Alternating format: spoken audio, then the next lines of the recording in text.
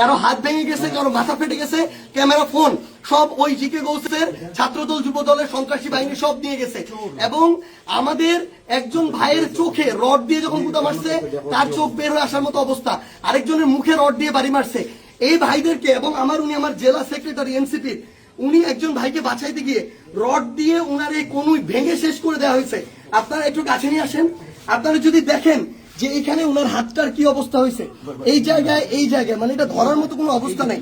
এখানে মাথায় এই যে রড দিয়ে প্রত্যেকটা জায়গায় বাড়ি মারছে।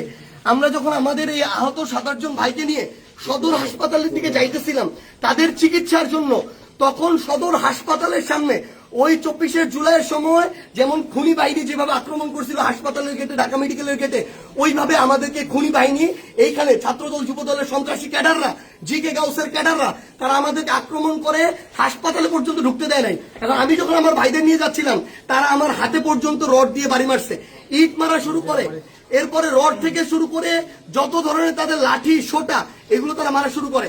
এবং ওইখানে আমাদের ছাত্র শক্তি, যুব শক্তির, এনসিপির অনেক ভাইকে তারা ওইখানে মানে ওই সবার সামনে ওইখানে পিটায়। এবং আমরা এখানে পুলিশ দেখলাম, আমাদের সামনে থাকা তো দূরের কথা, আমাদের সাথে থাকা তো দূরের কথা, এত বড় হামলার পরে তারা পিছনে দাঁড়ায় দাঁড়ায় নাটক দেখতেছে। এই ছিল অবস্থা। এই যদি হয় বাংলাদেশের অবস্থা, তাহলে তারেক রহমানকে জবাব দিতে হবে। এটা কি তারেক রহমানের সন্ত্রাসী বাহিনী, যেই বাহিনী মানুষের উপরে এইভাবে শুধুমাত্র দ্বিমত করার কারণে, সমালোচনা করার কারণে এভাবে আক্রমণ করতেছে? সালাউদ্দিন আহমেদকে জবাব দিতে হবে।